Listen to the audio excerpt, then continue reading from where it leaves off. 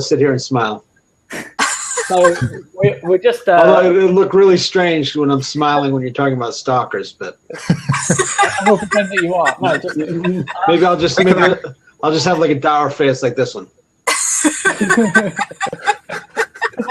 So we're just obviously just going to discuss the topic about dealing with stalkers and stuff, because it's obviously quite a hot topic right now on Blab about how do you deal with stalkers? What's the best solution? Whether it's banning, whether it's flagging, whether it's kind of hell bans and stuff. And obviously we're obviously different opinions. I'm going to play a little bit of devil's advocate on this and challenge how people are thinking about it. But Aaron, what's your thoughts about kind of how it should be dealt with? I know you've said on the user voice forum about it. So did you want to just recap for people who are listening? Yes. So my suggestion for blocking so that it doesn't get out of hand is that when you block someone, this is just something that happens between you and that person that you block.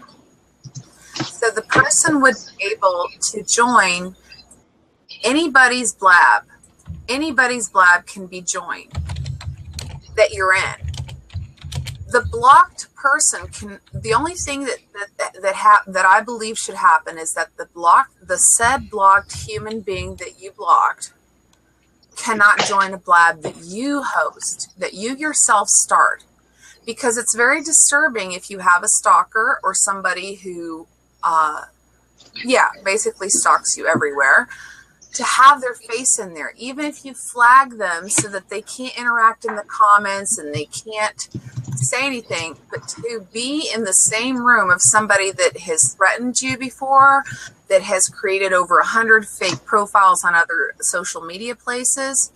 And then people use the argument, oh, but the person could come in under another user. Okay, I'll block the other user. They'll eventually get tired of being blocked over and over and over again and leave me alone. I'm not wanting any brownie points to be taken away from the blocked person. I'm not wanting the blocked person to be able to interact with other people. That's all fine. I just don't want the blocked person to come into my Blab in the first place, and I want this done before they join my Blab. Therefore, I want to be able to go to their profile and just block them, and therefore the Blabs that I begin, I know that I'm recording, maybe with a special person, somebody that took me a week to get on there to record a podcast or a video cast or whatever. That person can't sit there and just be there because they know that their presence is bothering me. Yeah, I agree. Like, it's something obviously that needs to be addressed. And it's working out, I guess, the best way to do it. I know that the guys over at Blab, their kind of intention is that it is an open community and things, and from the aspect of not wanting to go down the route of being private rooms and things like that, and obviously the safety concern that obviously needs addressing, and they need to look at how do we best deal with this, because obviously just kind of blocking someone to your vision doesn't work, because obviously in this chat, if that person was to join, you know, Matt, myself, and Johnny could potentially engage in conversation with that person, not realizing that there's an issue. So I think that it's from their side, obviously, they need to spend the time having these conversations with people who are dealing with it, the actual people who, you know, we can theoretically say it without having, you know, had any actual experience in this. And I guess until you've had to deal with it, you don't quite appreciate how much it affects the people involved. Yeah, what I'm trying to say is if the person joined this Blab right now, okay, I would be a little bit rude. You all would think I was rude because I wouldn't even say bye. Or maybe you would think it was a technical glitch. But I would click the X button and there would be no airtime whatsoever. The person would not have access to say anything. They would say it, but I wouldn't see it because I would click the X button. This is how you deal with stalkers. You don't give them any airtime. So if a stalker joins this room right now, I'll be gone before you can say boo. Okay? That's how I deal with it. I can't do that if I host my own Blab and the stalker joins my Blab. I can't do that at the moment. I want to also I know this is a platform that hasn't gone into the huge mainstream yet, right? Whereas it's not 270 million people using this like Twitter. Twitter has 270 million users. Facebook is the biggest user base. LinkedIn. All of these social media platforms that I'm talking about, including Google+, I'm going to use all of these other social media platforms to remind you that all of them have the block feature instilled. Every single one of them. Why? Even Ello. I joined Ello, and so said person decided to comment on every single post of mine, because in the beginning Ello didn't have the block. So what did I do? I said, I can't interact in this until you guys instill the block feature. So I deleted every one of my posts in Ello and sent a letter to Ello. Within 1 week, Ello said, you can go block the person and come back to Ello. And so once they instilled the block feature, I went back to Ello. But until they didn't, I didn't go back to Ello. So what I'm trying to say is, okay, there's not an issue right now with 10,000 users. I don't know how many users Blab has, but look, once this goes on mainstream and you get the sociopaths and you get the psychopaths and you get the people who pretend to be nice but they're not, and you get the trolls and you get the weirdos and you get the perverts. Once this goes mainstream and you get all of that, okay, people want to feel safe. And I'm talking about the community here. The community. Yeah. If you've never had an issue being stalked, I mean, I'm happy for you. I'm really happy for you. I have. Okay? It's not fun to have to create Gmail filters because Gmail doesn't even allow me to block, so I have to create a filter for the email of the said person, right? And so I don't have to see them threatening me. Yeah, I mean, it's not fun. Go on, Matt. Just I think how you're saying about them worried about it not being a public platform, people will be creating their own little chat rooms. What Erin's suggesting in the way to do it is that it only blocks. Like if they were then to go, let's say I wanted to hold my own private chat room and I block you and I block Erin and I block Johnny, then all of a sudden I can no longer communicate with you in any way, shape or form. You know what I mean? So like, I'm not going to create my own private chat room by blocking you guys because I want to interact with you in the future. So I'm only going to block people that I'm really affected by. Yeah. I just wanted to point out for Khan's here, I was just going to see whether he wanted to chime in because I know the flagging feature was on here and it's not there. So I'm going to free up my seat for him so that he can jump in. So maybe he can tell us about the flagging feature and kind of what the intention is there. We'll just give you a little brief before I jump off for Khan. Erin has actually had to deal with stalking, and obviously, so she's been a really good person to have that conversation with about how you go about that flagging or blocking feature. All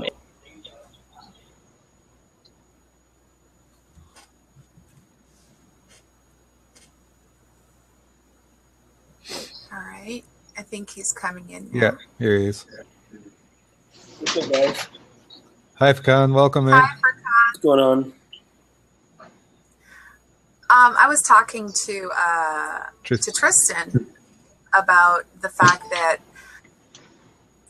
I would really, really appreciate it if Blab would instill a block feature on user profile where the said blocked person can join any place that I'm in on Blab. I don't want any brownie points taken away from anybody that I block.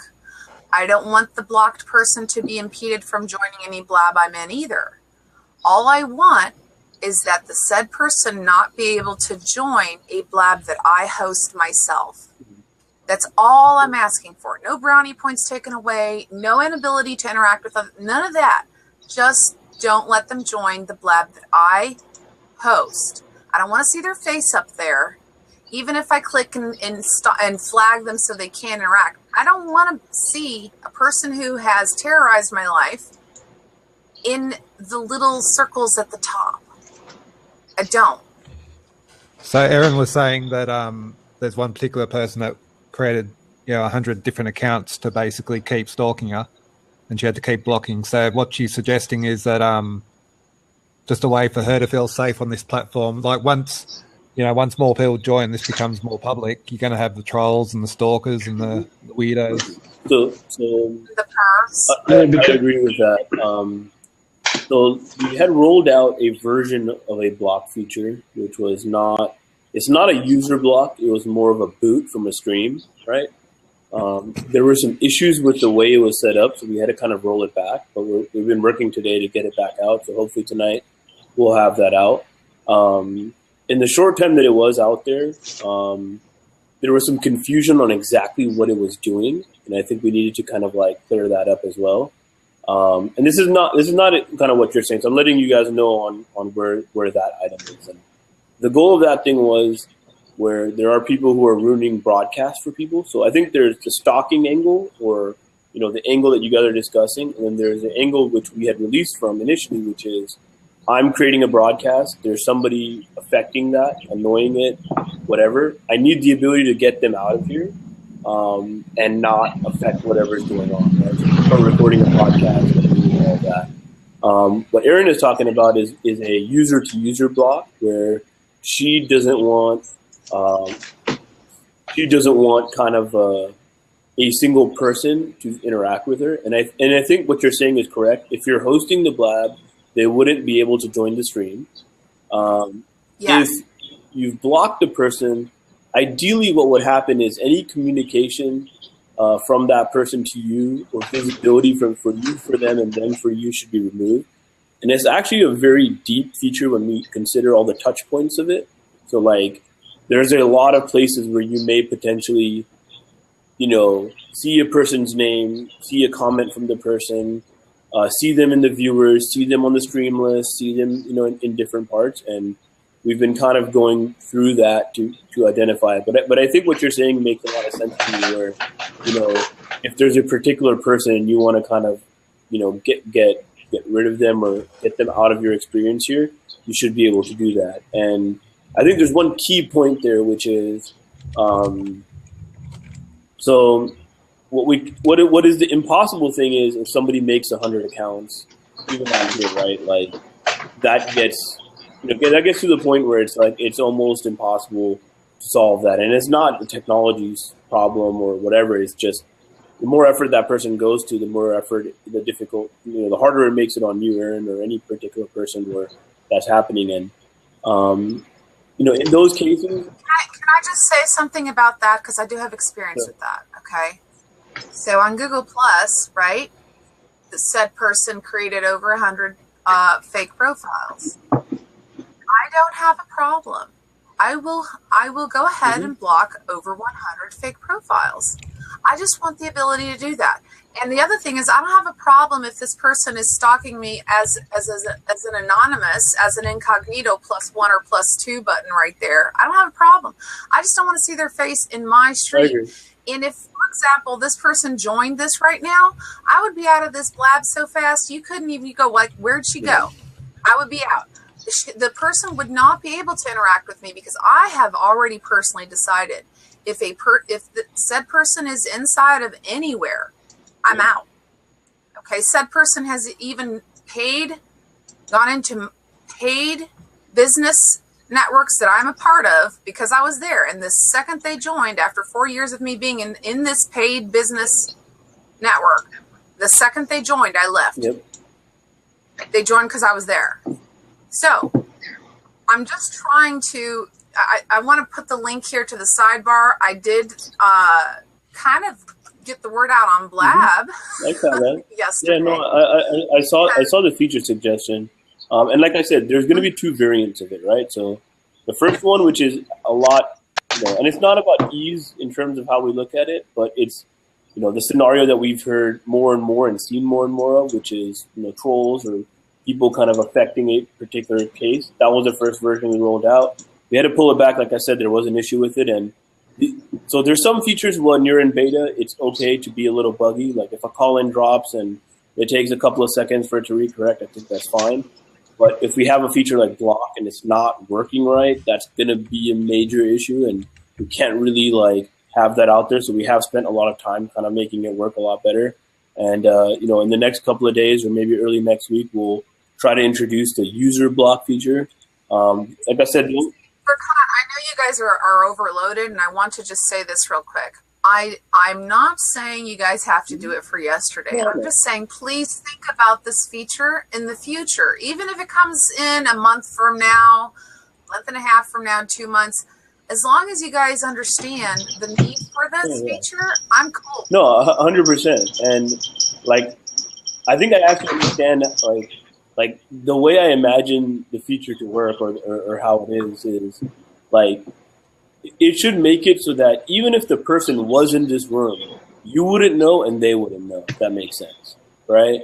Like they wouldn't see your icon, you wouldn't see theirs, and they don't have an opportunity to kind of like try to, annoy you or kind of get in the way. And, like we take these things very seriously. And the reason I was kind of giving you a little bit of a timeline on it is it's actually kind of on the top of our mind in terms of like, how to make sure that this community has an opportunity in a public broadcast forum to still feel safe, to still, make it a place where you can enjoy your time. And, like a lot of content is being created, but also a lot of social connection is being created.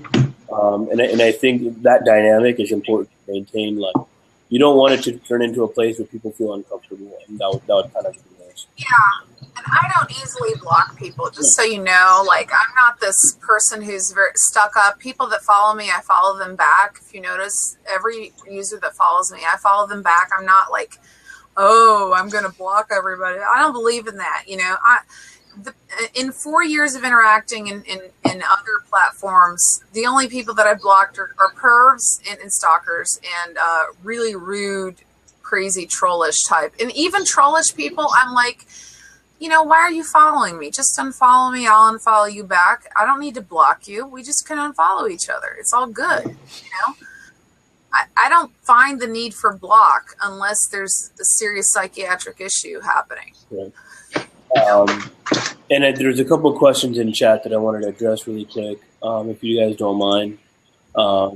There was a question about IP blocking, and that gets a little technical. So the quick version is IP blocking is not effective. Most, United States internet people kind of change their IP fairly often when they restart their modem and things like that. So there is device-specific blocking, like things that we've talked about, where even if a person did try to get different accounts on the same browser and same machine and things like that, we would be able to do some stuff like that. I don't want to go into too many details because, we don't really want to throw it all out there. But I think my philosophy is you don't want to feed the trolls either, right? You don't want to feed people. So, like, you don't want to make it like a sign where it's like, you've been blocked. And, you don't do that because that just aggravates and then makes people try to go around your solutions. And so there'll be multiple kind of layers of things that we do. And honestly, we won't be as transparent as we are with everything else because obviously you don't want to give it all up. So we do take the feedback though, and I think that's the thing that I wanted to say to Erin was like, I agree with her, and it's on a much quicker timeline than, that, and it's not specific to her, but just important that the whole network has the feeling of security and safety and things like that. Yeah, absolutely. I just wanted to obviously the reason I've kind of pinged your message was I just wanted you to hear from someone who's actually experiencing that, because obviously it kind of like it's great that people are putting in the features and stuff, but I thought like right now I appreciate you jumping in as well. Is that to hear it from someone who's really going through that situation is very different to reading, here's a comment suggestion from somebody that we know nothing about. I thought it was a great kind of example for you guys so that it could kind of really I know you guys were looking and dealing with it already, but just to give reassurance to people in the community that is high on the priority list. 100% agree there. And my guess is, and obviously like I've never been stalked in my life because I'm a guy and the deal is like that. So, what are you talking about? I stalk you all the time. That's different. My guess is there's probably a feeling of like, not helplessness, but you kind of feel like you can't do anything about it because, if the other person is spending so much energy on making a different account and, that's a terrible feeling. and I felt that in different parts of my life. Where one time when when I started my first company when we were early on, somebody stole $1,000 worth of our inventory right in front of our house, and it was there for 5 minutes as somebody had dropped the package off, and we actually found out who it was and went to the cops and gave them all the information we had, and they were like, well, we can't do anything about it. And that was a feeling of helplessness, and it was like the worst feeling.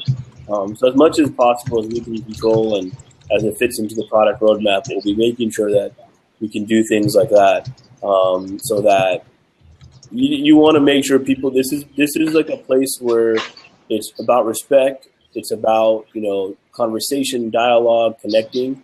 And even one of the things that we talk about in our community agreements is don't argue the person, argue the point. And I think they all fit in the same kind of category where, if we all as a community uphold the standards of this place will be perfectly fine. If we get block happy and jumpy and want to argue with people and not, be mature about disagreements, because to be honest, there's going to be a lot of disagreements, and that's what you want, right? You want people to have real conversation. And that means people don't agree, and we have to kind of make sure the community that we're all making sure that works for the for the future and whatnot. So yeah, brilliant. I love that how you're dealing with it as well, and the fact that you're very community focused, and it's a kind of a solution for all, so that it works the best it can to provide that solution. Right. Awesome. Thanks for jumping in for Con. Cheers. Thanks, man. Don't know if anyone else wanted to jump in, if there's anything else people wanted to talk about. It's obviously kind of open for discussion, all the different things. So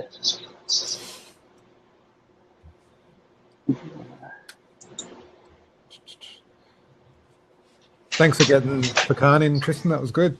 Oh, you could have asked him about the feature as well while he's here. Pecan, if you're still in the room, there's a couple of people that were having a problem with scheduling Blabs. The now or future bit was missing, and I don't know if that was just a glitch. I think he might be gone. Yeah, he's gone. Yeah, he's gone from the top. No dramas. Yeah, I don't know why. I wonder if anyone else is having that trouble. Has anyone else tried to schedule a Blab and not have a option to schedule in the future? I scheduled one and it was there, so I don't know if maybe it was a glitch and it popped off popped back on. I've just shared the screenshot in the side there. So I know that people have been scheduling because they've been popping up in the corner of people scheduling. So I don't know if it's maybe just do a complete clear of the cache and close the browser down. Do a computer, even down to the point of a computer reboot, and come back on and try to do it again. I think that's probably your best solution.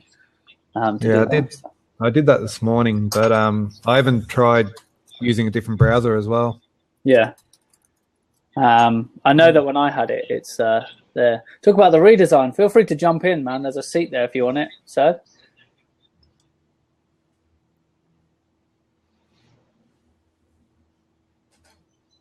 Someone was just saying about scheduling. Yeah, you can do it a month in advance at the moment. Someone said they couldn't get past September. They've got it so that you can go into the following month. Yeah.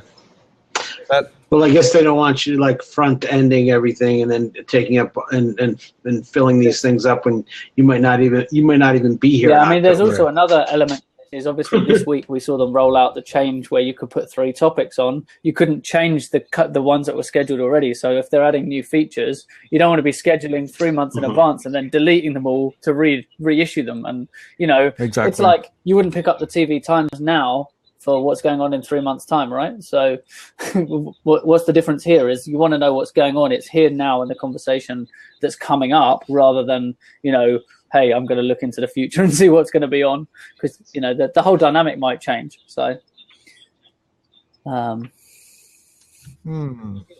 like us to be able to make our own tags. Yeah, the problem you have there is that then how do you curate that on the front end unless you just use search? And what they want is to be able to click topics and bring them together. So they've tried to keep the topics general, and they will be looking at how people use it and how they're using mentions and stuff. Like what wording they're using within the titles and stuff, to then see if there's more relevant stuff. I know they've been talking about that.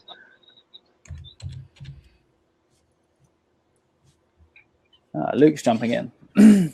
So let's just, I'm going to change the topic again because we got the, hey, how's it going, Luke? Good. Hello, gentlemen. How you guys doing? Yeah, good, man. Good. So an idea that I would think of with, having kids and family who have been on my show a few times already is that you would have a star rating system very similar to Uber. So before you actually select or accept them coming into your room, you can see how, trustworthy this person is. Yeah, I think that's a great suggestion. I don't know if you know, there's a user voice thing where you can suggest features. So if you have, be sure to put it on there and let other people know, because I think that'd be a great one. Like we said, one of the big problems you've got is you don't know that person from Adam, when they're going to call in if it's a new show and it's someone you've not seen on before. And so having that kind of social proof of, have they contributed a lot of value to other blabs and things like that would be a good way to gauge. If you've got 10 people calling to take that seat where you've got a panel on, you want to know that the person who's coming in isn't just going to, drop their pants or something. You want to know that they're going to actually add value to your show. So yeah, I think it's a great idea for a feature. See, I was thinking too, Tristan, you've got the stalking side of things, but with me doing the podcast on here and live recording as well, I don't want to have people coming in and trolling the chat room either, you know what I mean? Yeah, because it can get distracting even when you're on focus and you've got someone that you're interviewing. One of the things you've got there is it is distracting. Even if when we were doing some recording stuff, we actually blanked off the sides of our screens. We actually put pieces of paper over the side because we didn't want to be distracted. In that first 15 minutes, half an hour, it's great that people have come and done that. And I always, before I go live when I'm doing interviews and stuff like that, I will always set the intention, tell people how it's going to work. We're going to do 15, 20 minutes of just us talking and doing interview, and then we'll look at questions. That means if you have questions throughout, please put them in the chat, but we won't be looking at them until 20 minutes in, and then we'll scroll back up and we'll go through the questions and setting the intention even before you go live. You don't have to have that on your recording. Your podcast, your listeners don't want to hear you explaining that every time, but it's important for anyone who's there live. It's like live studio audience in a TV show. They're told before the show starts. They know how the dynamic of the show before it goes live. So yeah, I think that's important. I think the part of this community is going to need to hold the standard, especially with the hosts.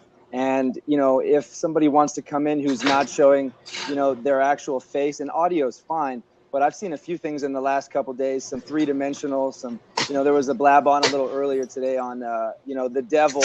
So I think that standard has to be held from that host, not to let that person in the room. Yeah. Yeah. And I think it's really important to I've seen quite a lot of blabs where there's, like I say, setting the intention at the beginning is really, really important because we want to stay on topic. This one is a bit open. It's a troubleshoot, ask us stuff, make suggestions kind of thing. So it's very open. But people who are doing a regular show where it's on a certain topic, I might, like Matt does a podcast that's about Aussie backpacking and stuff. And you don't want people jumping in and kind of flying it off on a tangent. And so it's important, for you as the host to pull that together and hold it together, and that's whether that's the comments that are going on or the people that are in the video chat with you. It's your job to pull them back on topic. And even when I'm interviewing, when you interview someone and you ask a question, you don't know how that answer is going to come out. So when they start drifting and stuff, you just need to readdress it and bring them back. And that's obviously kind of your job as the host, I guess. It's like you look at someone like Jimmy Fallon on the Jimmy Fallon show. It's his job to keep that guest talking about what the show wants to deliver, not specifically what the guest wants to deliver, because it's your show and you know better than anyone what your audience wants. So yeah, and you say in the community, if you get a good following, those people, if you've got a good community, tend to deal with those things for you, and they'll start asking the questions that bring it back to where the conversation should be. Yeah, I think that's what will happen here is the core community that's forming, it's like they'll sort of boot those or identify those trolls and those stalkers. Yeah.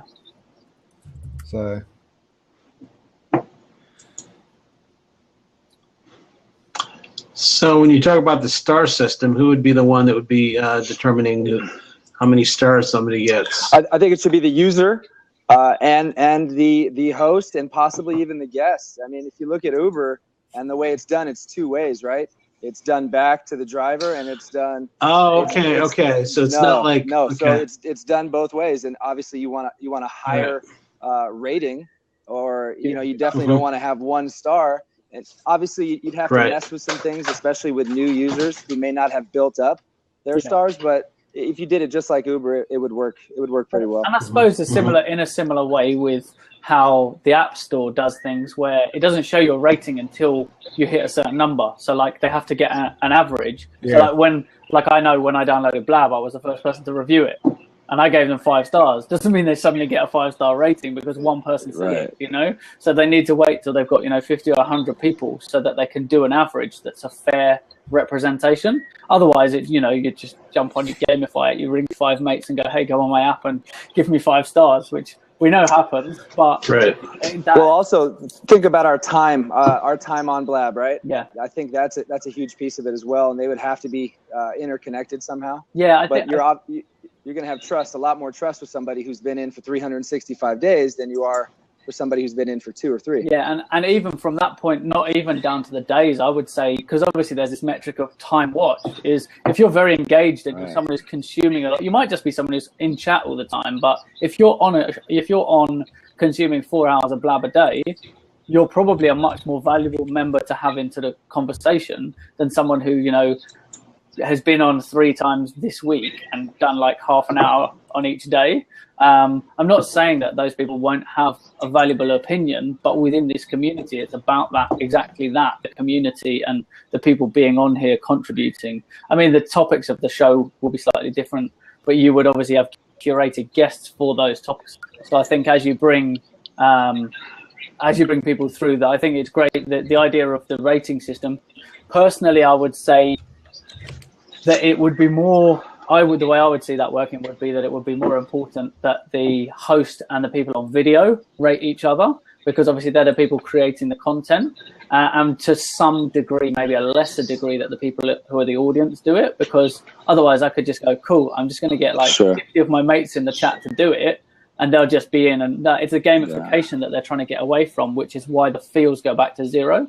And obviously the fields may be a metric that they do look at some point of, are these guys providing valuable content? But then I've been on somewhere, I have to be careful how I say this, because the content for the right person is great. A lot of people sat around drinking wine and having a laugh. To some people, that's what they want. That's why they're there and they're watching, right? That's what they want. They want a party, and they want. And I think it's great for people around the world all sitting down and having a drink together and having a conversation like you would in a bar, without the hassle of going to a bar and things like that. I think it is a good use of it, but everyone has kind of a different perception. So then when someone came in on there, they'll go, oh, these people are really funny, and they'll just stick their finger on the screen, and the fields go up to 10,000 fields in 20 minutes, and you're like, and then you come in and go, wow, what are you guys talking about? Oh, they're just drinking wine. And so from that point of view, the gamification, that's part of why they put it to blank to 0 as well on the end of the Blabs, because they said they don't want that gamification. I've got one that I wanted to check what you guys thought, because I quite often get called into Blabs, whether it's to help or to get an opinion, and I got called into one yesterday that was about kind of the younger audience, because we're talking about stalking and protecting the community. I know that there's some people on here kind of around 14, 15 kind of age that are on the platform, and obviously there's a safety concern around users of that age. Now, when I downloaded the iOS app recently, the iOS app actually says it's a 17 plus app, yet the desktop doesn't have any age restriction or even notification on it to say you should be a certain age. So I wanted to get you guys' opinion on the age restriction and kind of how the community should deal with that, I guess. Well, so I've had my son on a few times, and no, go ahead, Matt. Oh, you go first, and then I'll jump in after you. Because you've had your son on here, so you go first. I think he's. So I've had my son on a few times. I've had my. I've had.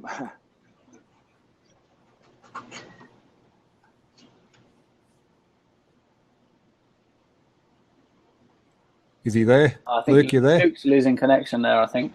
Now, Matt, do you want to go? And then when Luke jumps back in, he can do his.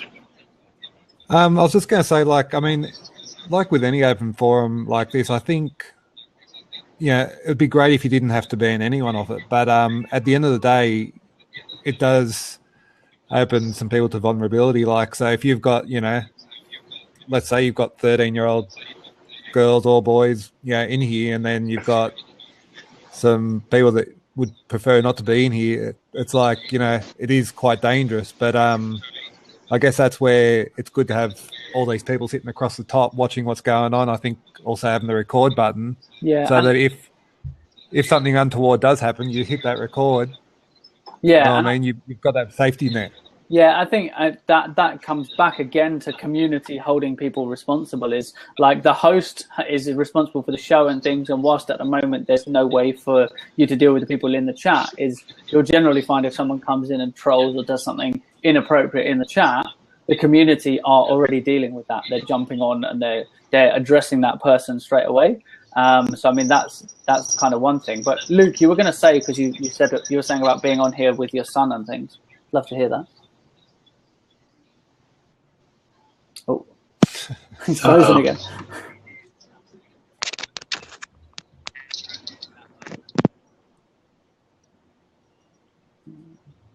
No, he's having real issues. Click on reply. We got you again now, Luke. You there? Oh, no, frozen again. So, Johnny, did you have an opinion on this? Well, while we're just waiting for Luke's connection. I did actually. I think it should be 17 plus, unless they have some sort of safeguards they can put in for kids, because it's a liability, and I keep talking about liability because I've got like a law background, but to have these kids and possibly have things happening to these children, and I think that 15 is too young to be on here on your own, but maybe other people don't agree with me on that. I mean, you're always going to have this thing, and it's like anything, as soon as you age restrict something, it suddenly now becomes even more appealing, especially to the younger audience who are like, it's like you can't drink till a certain age, so now you want to drink even more because you can't do it. And the same thing will happen on here, is that people will go, oh, I can't get on it. Yeah, but I found a way to get around it, because if I log in through this account, it doesn't have any, I've got another profile that's set up that says I'm 18 or whatever. I can log on, and as a 15-year-old, I'll be able to get on the platform and use it.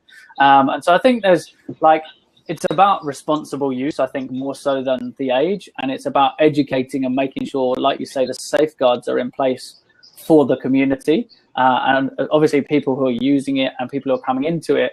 And I think one of the things I need to look at is it's great as a platform that you can get on, you can hit the button and you can broadcast and you start straight away. There's no thing there.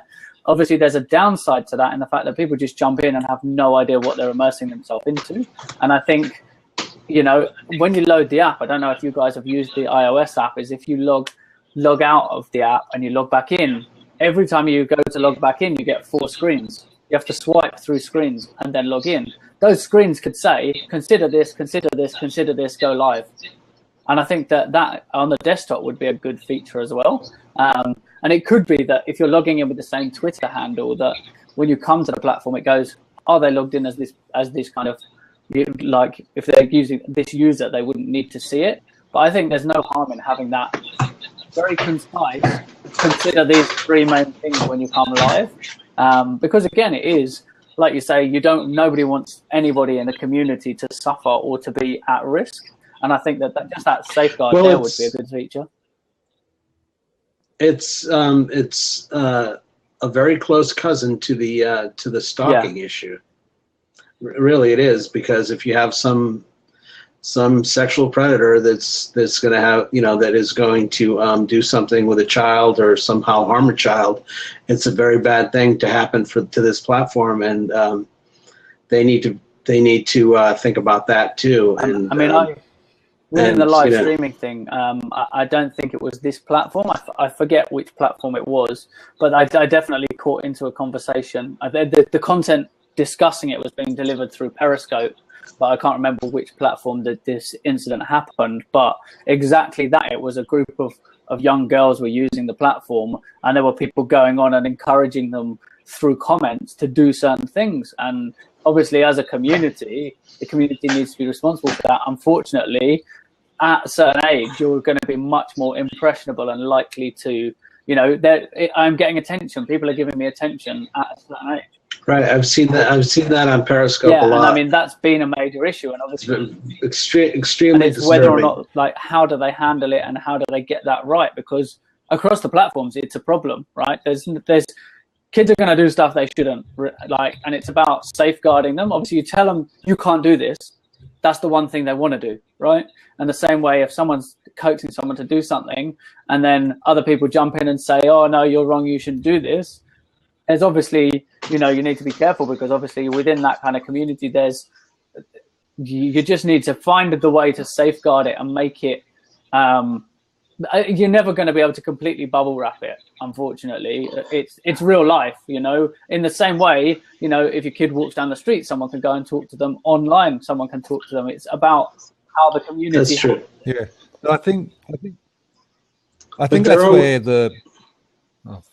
I think that's where the booting feature or the blocking feature will come in really handy, buddy, because if the community's in here and, like, let's say you've got someone getting bullied or someone getting asked inappropriate things, then you should be able to boot them off. Like, I know people can abuse that feature, but it's like, I think most people here, I know it's going to change over time, like Periscope. You get on Periscope and you've got an attractive girl and there's 500 people following her because she's attractive and they're asking her to do stupid stuff. But if you've got some sort of blocking feature, then you should be able to boot them off. And also, I do like the record feature because, as I say, although it would be great to, like I saw what Luke wrote in the comment, he can comment in a second, but I would feel a lot more comfortable having a kid on this platform because the whole community's watching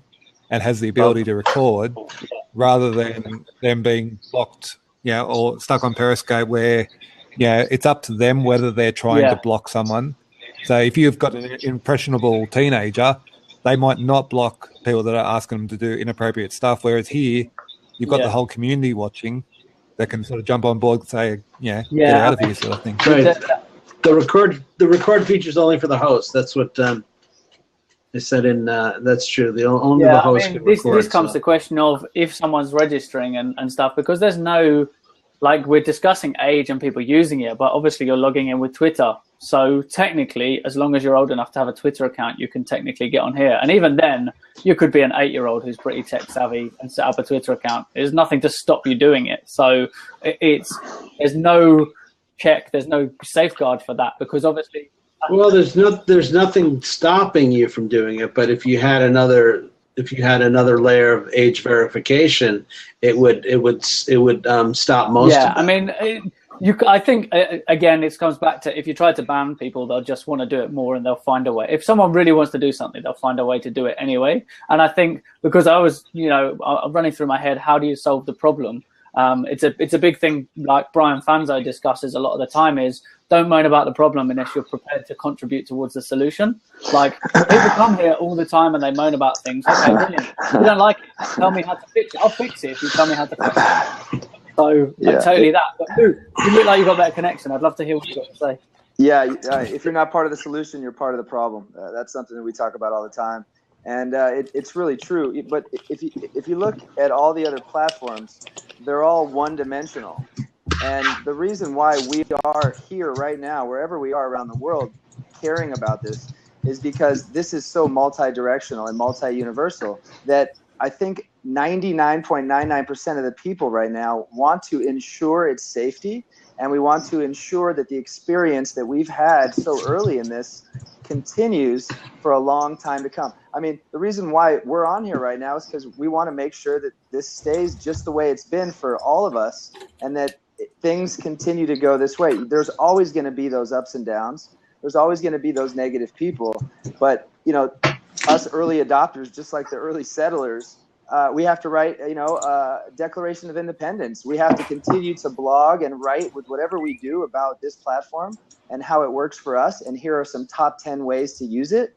And, just keep it going and keep the positivity going, for 99.99% of the population, because it is going to get big. Like, it's going to, the numbers, at least, and I'm not a tech guy, I'm in a completely different industry. My industry is fitness and lifestyle, but I see this connection happening for people all over the world, and it's going to get big. So it's okay for us to kind of stand up and say, look, these are the things we'd like to see. To see the CTO of a company like this answering conversations at midnight, like this is amazing, guys. We can deal with these minor things. Yeah, it is actually mind blowing. Like, yeah, unbelievable. I mean, it's great that they're so attentive and listening, and they're already, because obviously the platform's growing and it picks up speed. It's like a rock rolling down a hill, it's going to get faster.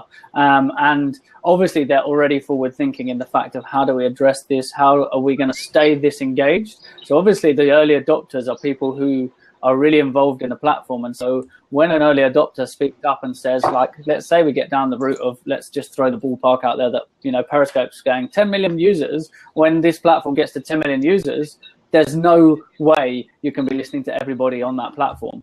So what you need is that strong community. It's like, it becomes, like you say, the early settlers, whatever, it becomes like a council of people who are the voice of the community because they're actively involved. And I mean, I dread to even think, and I might do this tomorrow, is see how many blabs I go through in a day. And it's because you're picking up bits of information from everyone you're in. And like that, I actually reached out to Furkan to come specifically in, because there's people addressing this and talking about this, but they've never actually, as far as I know, been in a blab with someone who's real life dealing with that issue. And that's important for them to hear, because, great, I can write about it and 100 people can write about it. But until you hear the real life struggle of someone who's had it, then that's when it becomes very real and you need to address it. Someone did say on the side here, I can't remember who it was, but where do we go with kind of whose responsibility about the content that's being created? And I guess this comes down to what you choose to consume. And obviously that the inflection from that is that how do we, like on TV, there's, channels that you wouldn't want your kids to watch, and you can maybe restrict on your TV here. Obviously the thing with that is, if we're opening this platform and anyone can use it, how do we make it that it's not accessible to those people if there's no way of knowing how old everyone is? I mean, I was shocked today. Someone on here who I would probably put in the late 20s said, "Hey, I'm 41," and I was like, "Whoa, wow!" And so, like, there isn't an age thing. Nobody knows anybody else's age, and I'm not saying like it should be public knowledge of everybody's age, but within the platform, how do you restrict content if nobody's age is known or anything like that? So the comment was actually about, say, like, if the suicide girls end up on this platform, do you want your kids getting on and seeing that stuff? Like, I'm not saying it shouldn't be here, because So yeah, what do you guys think? What do you think about, like, how do you handle what content gets put on? I'm actually going to jump out of my seat and I'm going to listen for a minute, because I want a few more people to chime in, but I am listening. So please carry on the conversation and I'll jump back in and I'll be watching from the chat. Another great way, guys, of hosting, I picked that up from him about, getting out of your seat to let somebody else come in and say a few things. It's beautiful. I mean, amazing job. We talked about, how much you learn every time you're on one of these. I carry a notepad with me, and I'm usually at, my office, but I have pages and pages and pages of just so many little things that I'm learning. I honestly feel that, the education that's being contributed and in this community is magnificent, and it's only going to grow. So I'm going to get out of here too, guys.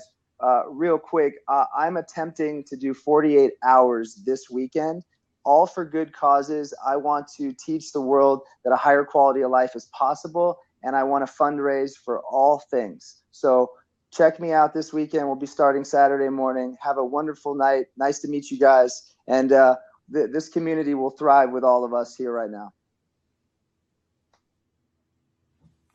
Nice to meet you, Luke.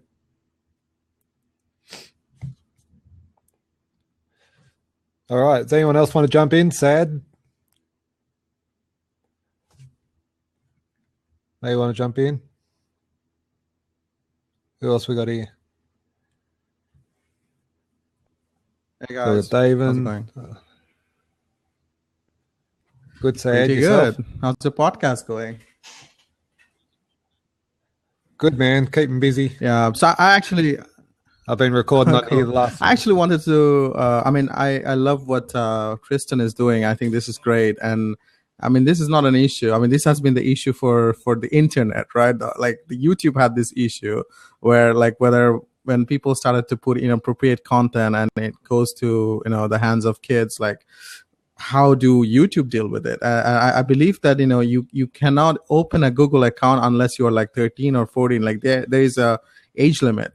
So I think all these service providers are actually been doing this for a while now. So I guess when Blab matures, they will eventually have the same problem and they will probably figure it out.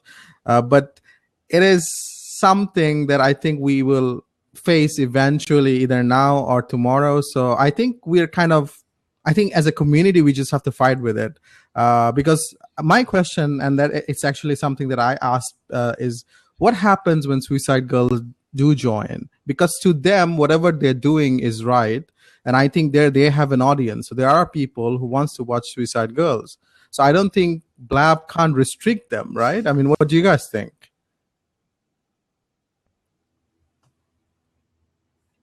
You can answer, Johnny. You're muted. No, I can't hear Johnny.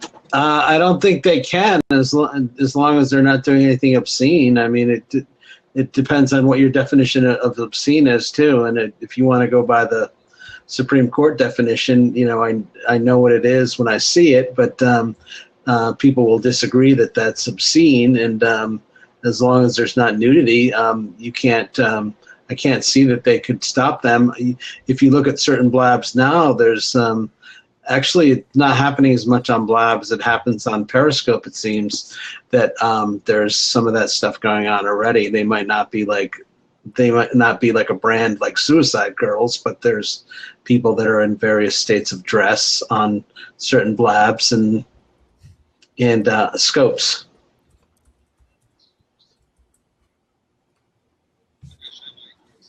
I'm going to show my ignorance here. What's But there's a way to get them on the platform if they do come on this platform. There is a way to keep that type of content off of this platform. I suppose there is a way, but it depends on whether or not you find it objectionable. And if it's not considered objectionable, why would you want to keep it off? Suicide Girls is a bunch of alternative-looking girls that mostly are tattoo and pierced, and are usually in various states of undress. They have their own website, and they do tours, and they go to different shows, and they have a large following. But they're usually like extremely tatted up and kind of much different looking than the sorority girls you saw in the recent video that was all over the internet. Okay. Yeah, I'd heard the name. I just never Googled to find out what it was. I think I saw them on Periscope. They're very big on Periscope. No, actually, I'm not saying anything bad about the tattoos. I'm just describing what they look like, Luke. It's like easy on the tattoos. I'm like, okay, yeah, it's not anything like that. It's just like they have a lot of tattoos, and yeah, they're. Some of them are very attractive girls, and people are into that subculture and into that sort of I don't know what you want to call it. Environment. Exhibitionism. Yeah. Well, they have to realize that there's still kids that's on the platform. So, do you guys reckon that it should be in? Do you guys reckon there should be an age ban? You said what now? Do you think there should be an age ban on this platform? Yes, it should be at least, with anything else, you need to be at least 15 years or older to be on this platform, because it's going to get to a point where, like I was saying, it's going to grow bigger than anything, and they're not going to be able to have the mechanism in there to make sure the kids are safe that's coming on here. So therefore, you need something that's going to, put it in content. And it needs to be a book or some type of document signed that when you come on this platform, you are agreeing to the terms of this platform. And if you cannot agree to the terms of this platform, then you do not need to be on here. And if you break it, you will be banned from this platform. Plus, you will be banned from your other platforms too. So therefore, it needs to be a block system across the board. So therefore, if you get blocked from here, you've been blocked from Twitter, you've been blocked from Facebook, you've been blocked from any other social media where you cannot get on there no more. So once you get banned from everything that then happened on live streaming, you need to be banned from all the other social media hubs too, because it's real quick to leave this platform and go to another platform and do the same thing over and over again. Facebook does have a age limit, but tell that to my tell that to my niece who got on there at age 11. I mean, but wouldn't you say that you have seen a lot of I mean, I've seen a lot of really smart 10-year-old, and I've also seen a lot of dumb 25-year-olds. So I think I've seen it's some brilliant. The kids that I have seen on here so far have the intelligence of adults, and some of the adults that I've seen on here has the intelligence of a fucking 5-year-old. Yeah. I mean, totally agree. I mean, that's just blunt. That's just as blunt as I can be. Some of the adults that I haven't seen, they have no sense whatsoever what they're doing, and some of the kids on here has more talent and more skills than anything that you will imagine. If you ever hop into any Blabs that have a group of young people in there, just sit back and watch the intelligence, the conversation that they're having. It's like, do I really want to hop in on that one? I think I'm just Emily says it's not the matter of intelligence; it's the matter of the appropriate content. Yeah, man. Can anybody speak to that? I mean, I know somebody on YouTube. He's very successful. You guys may know him. He's actually a toy reviewer. So this guy opens up toys and basically he reviews them. And he has like a big following, and he actually even makes money from it. But the idea is that it was always supervised. So it was always his mom who would literally set him up, and then he would open these toys. Yeah. And now there are many toy reviewers actually that I know of on YouTube. And I believe that Robert had his daughter come in with some other people with like their daughters and sons, and they had a group Blab not long ago, and I think that was pretty good. Like, those kids were literally discussing different things. So I think that if it's supervised in some sense, it could definitely work. But yeah, I mean, I don't know. Every time you put a limit on something, usually that will provoke people, that will make people curious, like, oh, why is there a limit? I want to try and fake IDs and do whatever to sort of get in. So I actually agree with what Tristan said earlier, is that if there is an age limit and if you enforce it, nobody can really enforce it. Like, for example, what Johnny just said, right? I mean, his niece joined Facebook at age 11, whereas there is a limit. So yeah. Alpha One Gaming says, I believe they should allow you to put in age restraint on your actual broadcast if you're going to talk in a profane way. That's like actually a good one. What about rating broadcasts, or like having some sort of rating system, maybe similar to the movies? And although we are on an international platform here, so folks would not understand our rating system here in the United States, but something suitable, something similar to, again, now I'm thinking about video games. We have a rating system for video games too. Adult content. Or like, here we have PG-13, which means that you have to be 13 or older. Actually, that would probably, and then rated R, which is like sexual content and swearing and violent content. Although there's not going to be violent content on here, I hope, but there might be talk of violence or talk about, you know, news things that are happening that are violent. Yeah. So maybe that's something that could be put in the user voices to. What do you guys think of a rating system for your Blab? Yeah. But people are still going to come if they want to, aren't they? They are. Yeah. Oh, Yeah, but I see what at least there is like a restriction. Like for example, for YouTube, if certain videos are marked as 18 plus, you can't actually go and lurk. Like you need to really log in with your Google account before you can even watch it. So for example, right now, if like we are tweeting away on our left-hand side, and all our Twitter peeps pretty much can click on the link and watch us without even like signing on, right? So I think as long as that feature stays, Yeah. like whether you are a 3-year-old or 10-year-old, doesn't matter, because Blab doesn't know because you haven't signed on yet. So with that kind of feature, like if we can mark this as like R, or if you mark this as 18 and over, then basically what Alpha One Gaming was saying is that then before someone can watch it, they really have to prove that they are of certain age before they can see it. And I think that's like a really good one.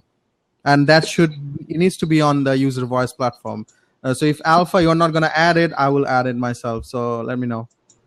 Well, there's a way to come in here and still see what's going on in here. On Twitter, if you tweet out, they can come on here and they don't have to be signed up for the platform. I'm actually in here twice. You see that 1+? That's me. Mm-hmm. Okay. So right now, you can still be in a Blab as a 1+. Yes. Well, you can open up another tab too, right? And you can be in it that way too. And just don't log in. Don't log in, and you can sit back and watch. You just can't comment or say anything, but you can still hover over the people in the audience and look, grab a Twitter handle, and you can tweet them whatever you want to tweet them. They need to block that.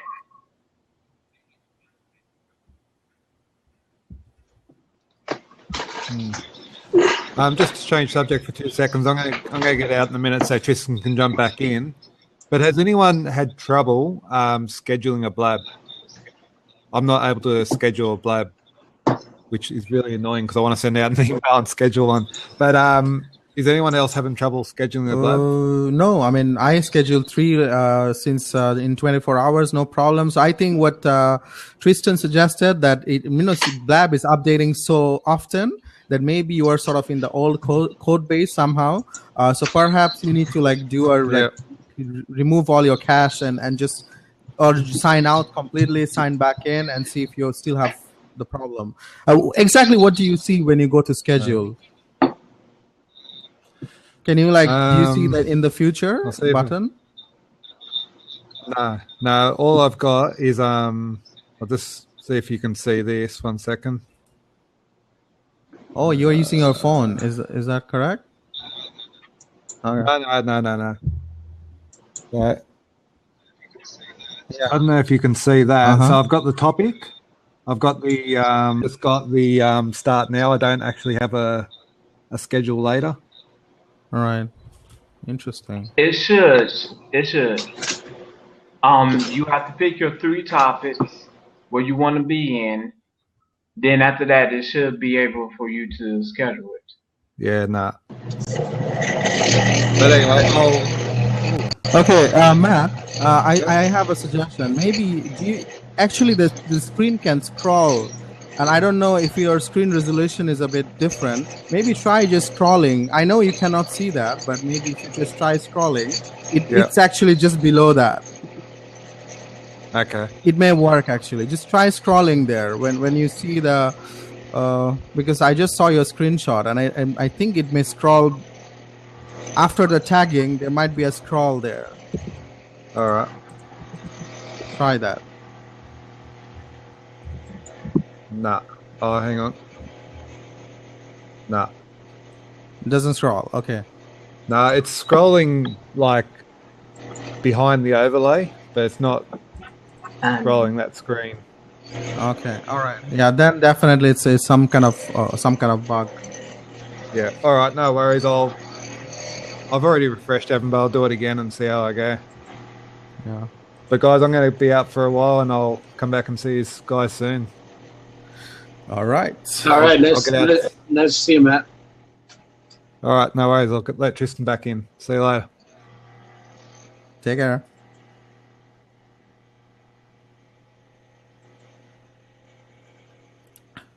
Hi guys. Hey, Tristan.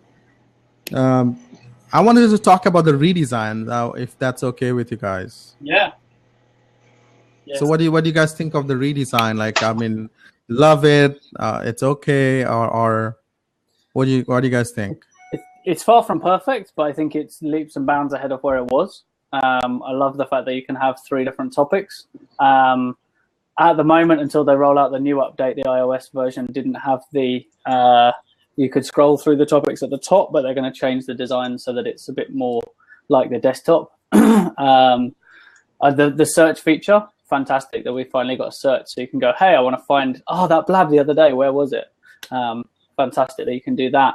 And actually, it's not seamless, but you can actually search for people's like content based on, if you were in a Blab, I'd be able to go and search for that and find the ones that you were in and hosting and stuff as well. So those kind of features are really good. Some of the feedback has been that the topics and the tags that they've allowed maybe don't cover everything that people want to make on the platform, but you can't keep everybody happy. At least it's a start, and they're moving towards getting it right. Some people suggested that it's more important the people on the platform than the content. Like, people that I'm in a Blab with all the time, I want to see their content first because they're people I enjoy spending time with and watching and talking to. And it's about the conversation. So if I enjoy the conversation with them, I'd like to see their stuff before I see other people's stuff, because I've already done that. I'm not saying that anyone else's is maybe because I obviously want to connect with new people. So everybody's is important. But if if we chat every day, chances are when I jump on, I'm going to come find you anyway. So, yeah, I think there's some really good features, but there's some stuff that they need to also add in. And I know they're working really hard on doing that. Yeah, totally. I mean, I love the new design. Actually, it's pretty cool.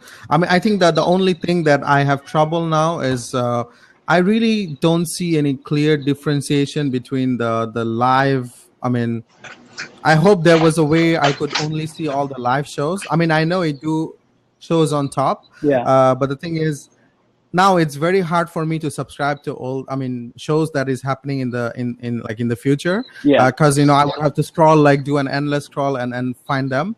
I think so. So I think previously it was more discoverable, the shows that if someone was doing something. I think now it's not as discoverable as it was before, but obviously I love the search. Like I could search for all things networking and find everything about whatever you're doing. So I think that's great. And I do think there are way too many tags right now, which is I'm sure is very needed.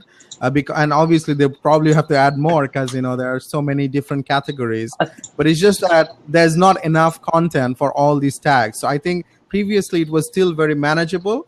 But now I think there are just way too many. I think also with that, you're saying too many, I think part of that is actually challenging people's perceptions of what should be on here. And they've gone, hey, no one's actually doing cooking yet, but let's put cooking there, because people go, I wonder if I could do something in the cooking category. So it's now challenging people to do that. So as a platform, it's quite a clever, innovative way to get people to create new and different content on the platform without saying, hey, guys, you really need to start doing cooking shows, or you really need to start talking about whatever else it is. So by putting it there, it's opening it up, because other people are going, because everyone's coming to the platform going, what content should we create? Well, general doesn't really tell me anything. Tech is, well, if I'm not really techie, I'm probably not going to go in there. And business, I'm like, okay, well, if I'm just a casual user, I'm not going to go in business or tech.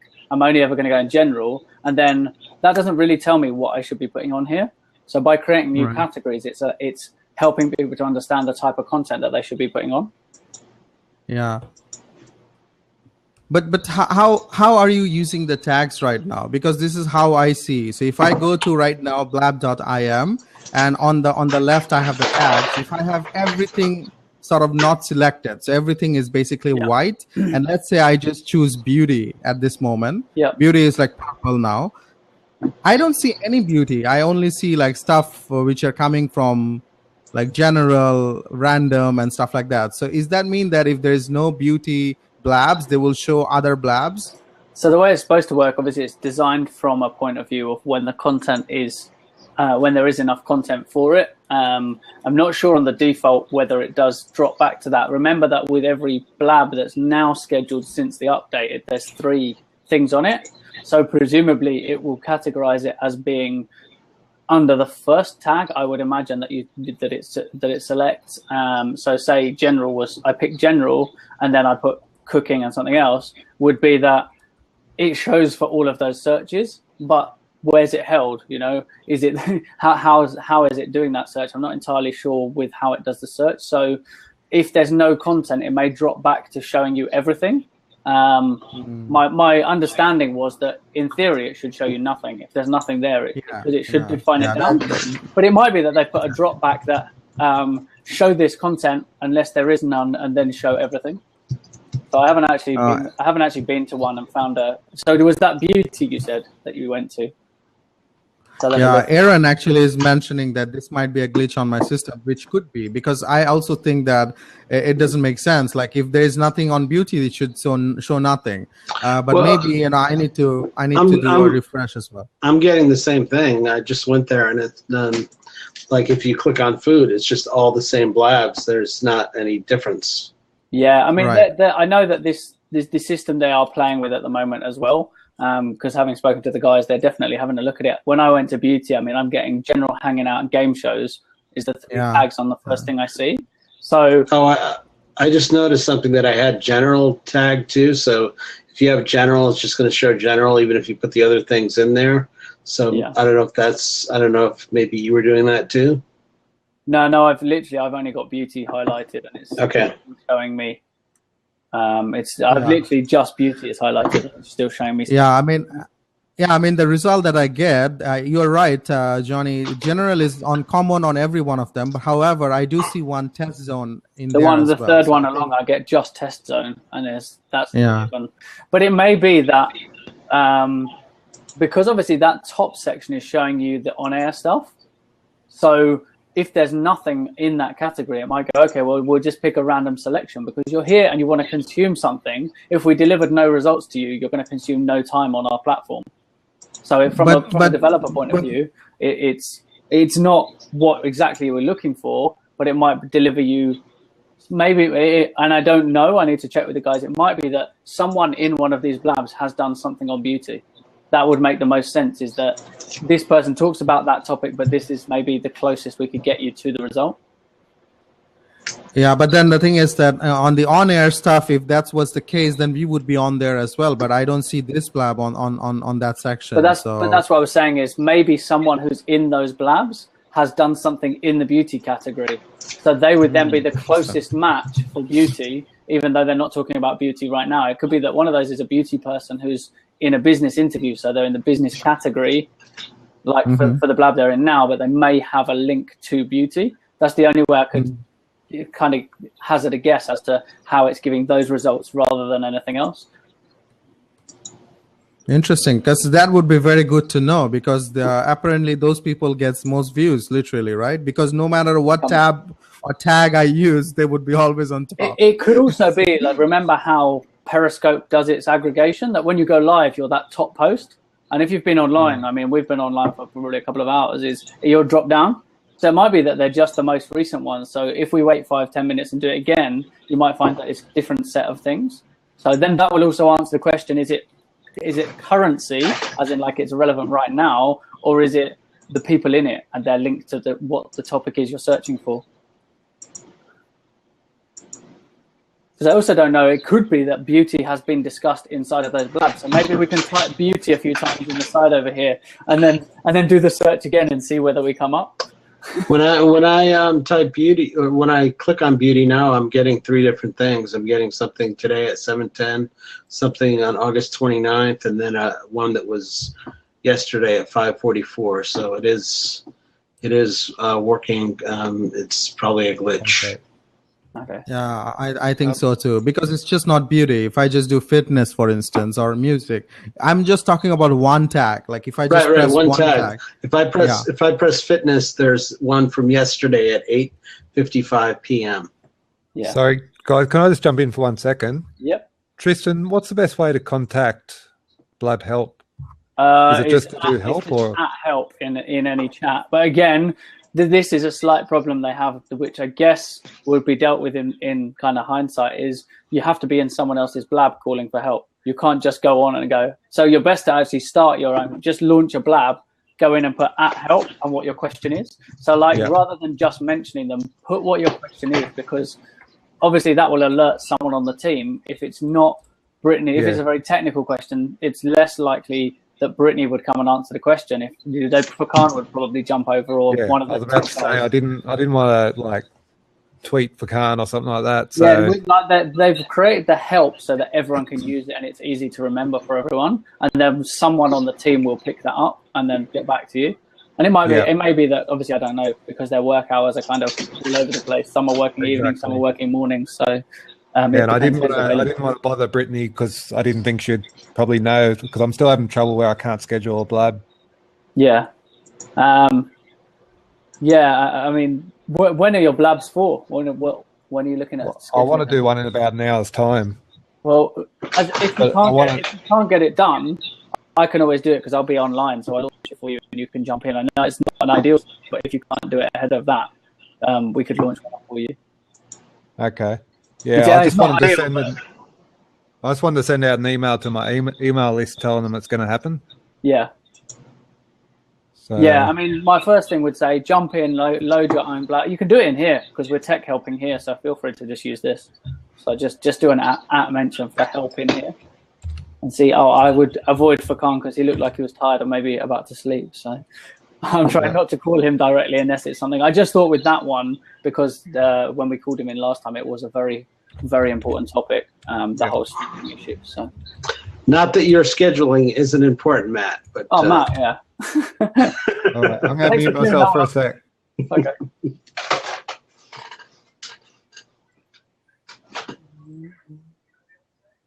So yeah, just catching up on comments because I was away from camera. So just give me 2 seconds.